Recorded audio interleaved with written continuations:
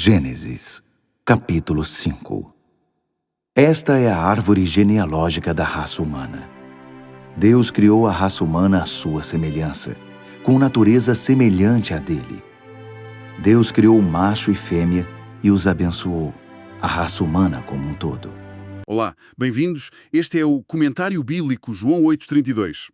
E é um gosto enorme estarmos aqui para mais uma exploração conjunta. Bem, vamos analisar isto por partes. Hoje temos pela frente uma missão muito clara. E, confesso, com um ponto de partida que pode parecer surpreendente para esta nossa análise profunda. Vamos mergulhar no texto do livro de Gênesis, Certo. focando a nossa atenção de forma muito cirúrgica no capítulo 5, versículos 1 e 2. Ora, para quem costuma estudar as Escrituras, há uma admissão quase universal que temos de fazer logo à partida. Pois uma genealogia bíblica pode parecer à primeira vista apenas uma daquelas listas. Exato, uma lista interminável de nomes difíceis de pronunciar. Nomes muito complexos e com idades completamente fora do nosso padrão temporal moderno. Sejamos honestos, é aquela parte do texto que muitas vezes lemos na diagonal. Sim, só para chegar rapidamente à próxima grande narrativa de ação, não é? Nem mais. Contudo, o que temos hoje em mãos prova exatamente o contrário dessa percepção apressada. Ora bem, Este pequeno trecho não é um mero registro de quem gerou quem. Há uma arquitetura literária e teológica formidável a acontecer aqui, mesmo debaixo da superfície do texto. e a grande ironia é que aquilo que nós, como leitores modernos, consideramos por vezes um obstáculo à leitura, Uma barreira, digamos assim. isso, era para a mente antiga o verdadeiro esqueleto que sustentava toda a narrativa. Para compreendermos o peso desta passagem, precisamos de olhar para o idioma original, mais especificamente para o termo hebraico Toledot. Toledot. É uma palavra fascinante. É, sim. E esta palavra é frequentemente traduzida como esta é a genealogia ou estas são as gerações. Certo. O detalhe que muitas vezes nos escapa é que, na Antiguidade, isto não era o equivalente a ir ao registro civil pedir uma certidão de nascimento Pois não. ou consultar um arquivo de dados biológicos num computador. O termo Toledot funciona como uma dobradiça literária estrutural no livro de Gênesis. É um marco, portanto. Exatamente. O autor utiliza esta exata expressão 10 vezes ao longo de todo o livro para sinalizar grandes transições. É como se fosse um pilar, não é? Exatamente. Que liga aquela história cósmica dos primeiros capítulos à história mais focada nos patriarcas, que surge logo a seguir. Sem dúvida. Serve essencialmente para nos dizer que a promessa divina está a fazer a ponte sobre o abismo do tempo humano. E essa ponte começa de uma forma que inverte completamente as nossas expectativas, porque o capítulo 5 de Gênesis não começa com a contagem do tempo, Não. não começa com a listagem dos anos vividos ou com as grandes proezas que essas pessoas alcançaram. Começa com a imagem. Precisamente. O texto diz que Deus criou a raça humana à sua semelhança, ou seja, a identidade precede a descendência. E reparamos na força disso. É muito forte. Antes de a narrativa nos dizer quantos anos esta linhagem viveu na Terra, faz questão de nos relembrar de onde vieram. Esta ancoragem muda por completo a nossa perspectiva sobre a leitura. O facto de o texto forçar o olhar para a origem divina antes de listar a sucessão temporal deixa-me a pensar no impacto prático, imediato, desta escolha literária. E muda o paradigma por completo, porque estabelece que a genealogia é um argumento teológico e não apenas um arquivo histórico poeirento. Exato. O texto obriga quem o lê a olhar para trás, para um momento intocável da criação, antes sequer de olhar para a frente, para aquela marcha inexorável das gerações e da morte. Pois.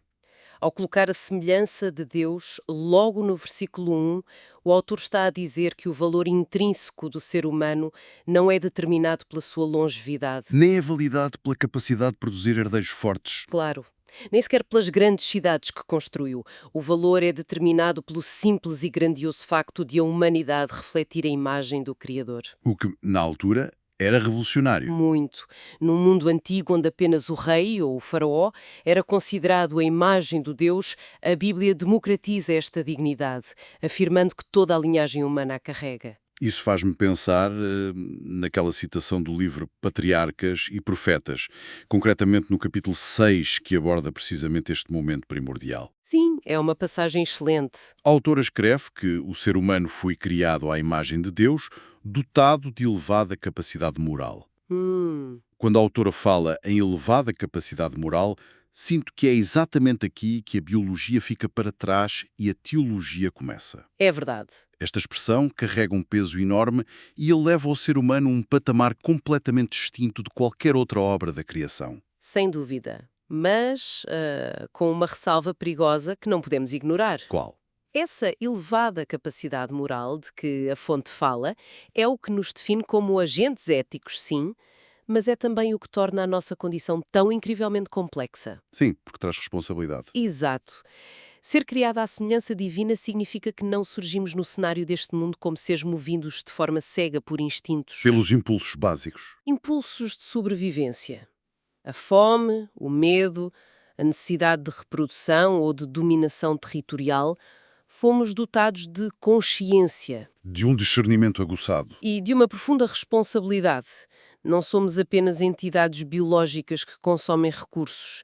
Somos seres chamados a refletir o caráter de quem nos criou. Para tornar isto um pouco mais visual para quem nos escuta, eu gosto sempre de pensar na diferença entre uma reação instintiva e uma decisão deliberada. Ora bem. Se um animal sente fome e encontra alimento, o seu instinto imediato dita que consuma. Claro. Não ocorre ali um debate filosófico interno sobre a propriedade daquele alimento ou sobre a justiça da sua partilha. O animal come. Não há dilema moral. Exato, não há dilema moral. Mas o ser humano, perante um cenário semelhante, imaginemos que alguém encontra uma carteira perdida com dinheiro na rua. Um bom exemplo. Sente aquele impulso básico de sobrevivência que sugere a apropriação para benefício próprio, mas é interrompido por algo mais alto. Pela tal elevada capacidade moral. É isso. Essa capacidade é o que nos faz parar. É a capacidade de sentir empatia, de ponderar princípios como a justiça e a honestidade, e de decidir procurar o dono da carteira. É agir por princípio e não por ditame do instinto. É uma perspectiva muito clara. Mas há um outro lado dessa mesma moeda. Sim. A ressalva que mencionei há pouco é que essa mesma capacidade moral que nos permite procurar o dono da carteira é precisamente a mesma faculdade que nos permite racionalizar o roubo de uma forma que nenhum animal conseguiria. Ah, claro. A justificação do erro. A moralidade é uma faca de dois gumes. Como agentes éticos, temos a liberdade para o bem mais sublime e para o egoísmo mais calculado. Pois é. Fomos criados com a capacidade de amar de forma livre, de refletir a justiça de Deus de forma consciente, mas também de rejeitar tudo isso. É assustador, mas é real. A verdadeira dignidade humana reside nesta liberdade de escolha, no facto de não sermos máquinas programadas, mas seres com a responsabilidade esmagadora de tomar decisões com um peso eterno. E é exatamente essa capacidade para a escolha destrutiva que nos leva a um ponto de tensão gigantesco nesta nossa análise de hoje. Vamos a ele. Quem estuda Gênesis e conhece a estrutura do livro sabe da ironia cortante que é chegar a este capítulo 5. Os capítulos 1 e 2 são o pináculo da harmonia cósmica. Perfeitos. Mas depois temos a desobediência e fratura no capítulo 3. A queda. A queda. E o capítulo 4 é um verdadeiro banho de sangue e de cinismo. Vemos Caim a cometer o primeiro homicídio contra o seu irmão Abel, Cian. E culmina num momento terrível aquele cântico assustador de Lameque. Sim, onde ele se gaba. Onde se gaba de uma vingança completamente desproporcional. A humanidade estava numa espiral de brutalidade que parecia não ter retorno. Então, a minha grande dúvida, e que partilho com quem nos acompanha, é esta. Como é que o texto tem a ousadia de passar do cântico de vingança de Lameque, no final do capítulo 4, direto para a reafirmação da imagem de Deus, no capítulo 5? Essa é talvez a transição mais chocante e, ao mesmo tempo, teologicamente mais rica de todo o livro de Gênesis. É um salto enorme. É. E a resposta teológica para essa audácia literária encontra-se de forma muito bem estruturada nas análises de Klaus Westermann. Na obra Gênesis 1 a 11, certo? Exatamente, Westermann levanta uma questão provocadora sobre isso e demonstra que a repetição da imagem divina no capítulo 5 não é um lapso de memória do autor. Como se ele se tivesse esquecido da desgraça do capítulo 4? Nem pensar. O autor não esqueceu o fratricídio. É, na verdade, um protesto teológico deliberado. Um protesto. Sim. O texto, posicionado estrategicamente após os relatos do homicídio de Abel e do orgulho violento da linhagem de Caim, está a estabelecer uma barreira de contenção. Está a gritar que a dignidade humana não foi obliterada pelo pecado. A queda corrompeu a natureza humana, as consequências foram desastrosas, mas a essência ontológica, a base do que somos, manteve-se intacta por decreto divino. Que maravilha! E isso liga-se perfeitamente com a ideia que encontramos no livro Educação, concretamente no capítulo 17. Outra fonte excelente para esta discussão. Há lá uma citação que diz exatamente o seguinte: a imagem de Deus no ser humano, embora desfigurada, não foi totalmente apagada. Desfigurada, mas não apagada. A palavra desfigurada é muito gráfica e ajuda-nos a equilibrar a balança. Traz-me à memória a ideia de uma moeda de ouro antigo. Boa analogia. Daquelas que têm o rosto do soberano cunhado. Se essa moeda cair na lama, se for pisada por carroças, se for arranhada ao longo de décadas, A efígie do rei fica danificada. fica desfigurada. O rosto torna-se difícil de reconhecer à primeira vista. Os traços perdem a nitidez. No entanto, o material continua a ser ouro puro. O valor intrínseco não desapareceu, apesar dos enormes danos na superfície. Essa imagem da moeda ilustra muito bem a mecânica da redenção que o texto sugere. Ajuda-nos a visualizar, não é? Imenso. E para aprofundarmos essa analogia, a lama e os arranhões alteram a nossa capacidade de refletir a luz. Alteram a clareza da imagem, sim, mas não alteram a composição química do ouro. Mantém-se ouro. O pecado desfigurou a efígie divina. A nossa capacidade moral, que antes estava perfeitamente alinhada com o propósito do Criador, passou a sofrer a interferência pesada do orgulho e da violência, como vimos com Lameca. Fica tudo turvo. A nossa capacidade de agir com justiça ficou turva.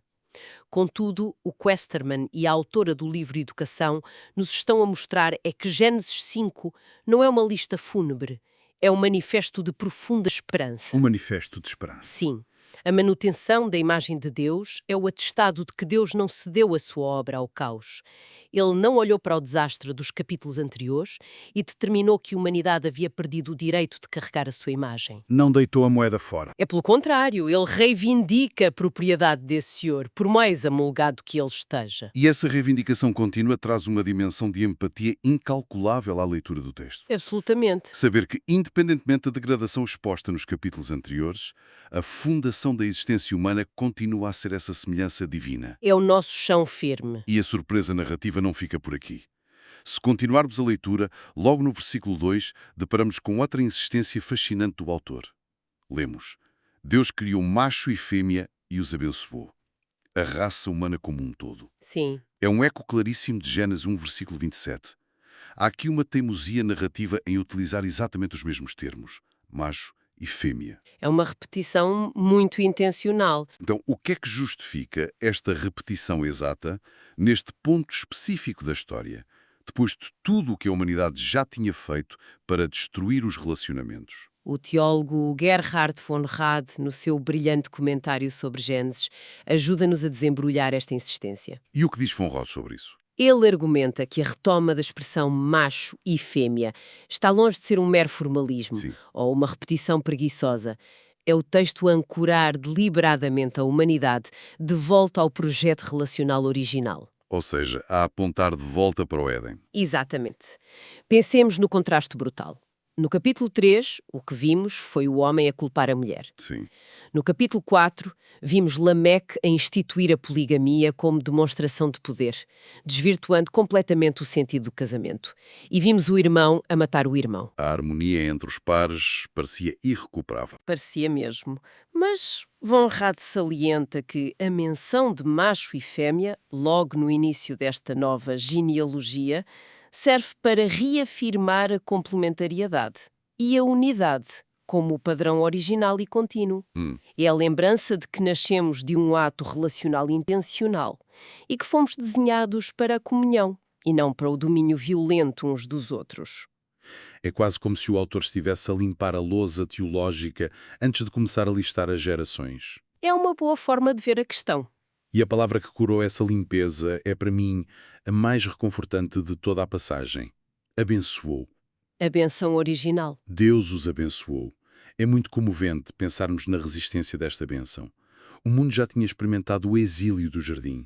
A terra já estava marcada pelo sangue de Abel. O medo e a vergonha já faziam parte da experiência humana. Exatamente. E, ainda assim, o texto afirma que a história humana continua a avançar sob um eco protetor da bênção inaugural.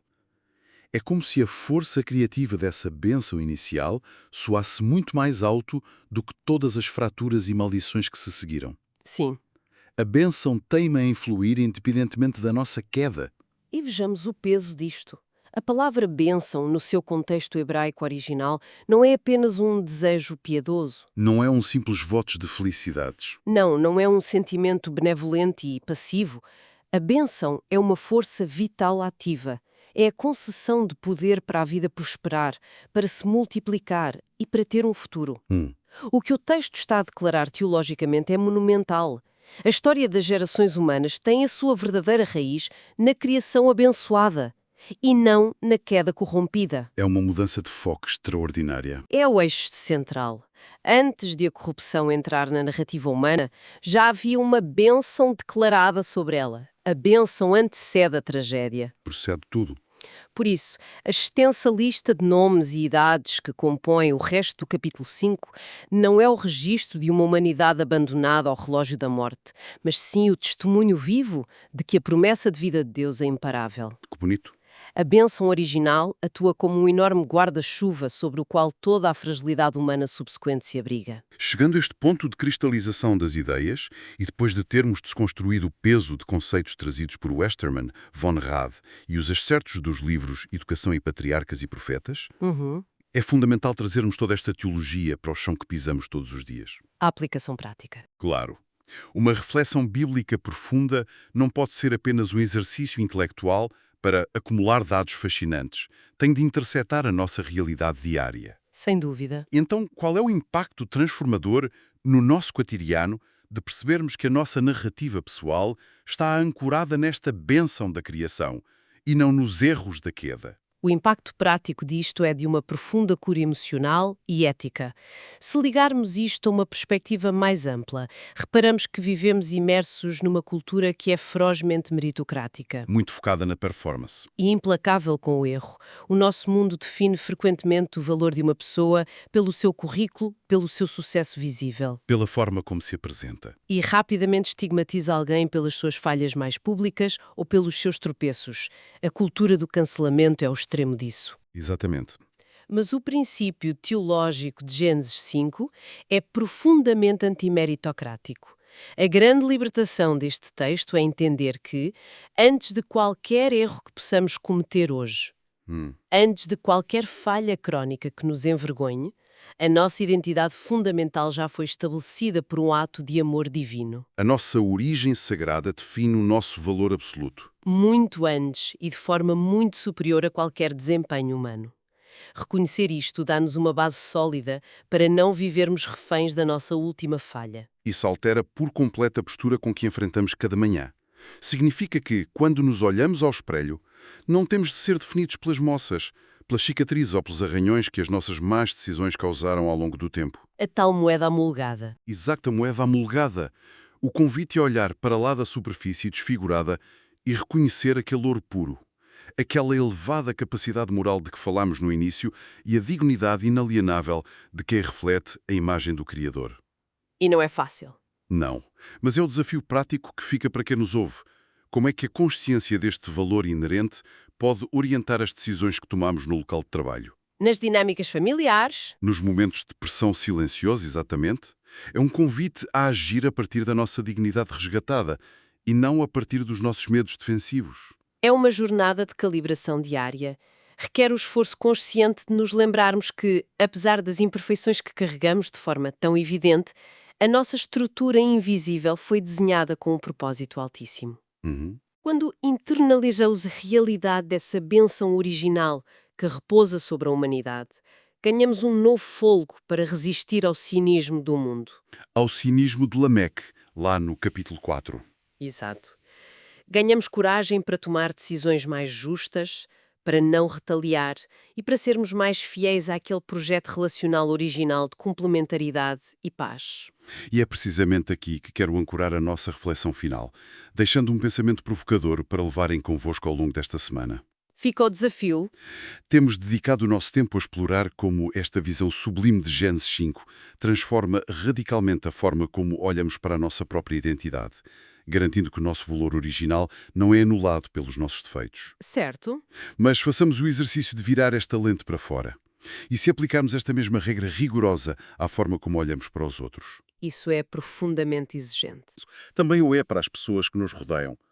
De que forma olhar para aquele colega difícil, para aquele familiar com quem as relações estão cortadas, ou para aquele vizinho irritante? Hum. Assumindo que por trás de toda a desfiguração e dos arranhões do comportamento deles existe a mesma bênção original e a mesma marca do Criador. Muda tudo. Como é que adotar esta postura poderia alterar de forma revolucionária a nossa capacidade de perdoar, a nossa paciência e a nossa vontade de reconstruir pontes num mundo tão fraturado pelo conflito constante? É uma lente de graça. Fica o convite para meditarem nesta mudança de paradigma. Agradecemos por dedicarem este tempo à exploração cuidada da palavra connosco, valorizando sempre a aprendizagem contínua. Um abraço e até à próxima reflexão. Até à próxima.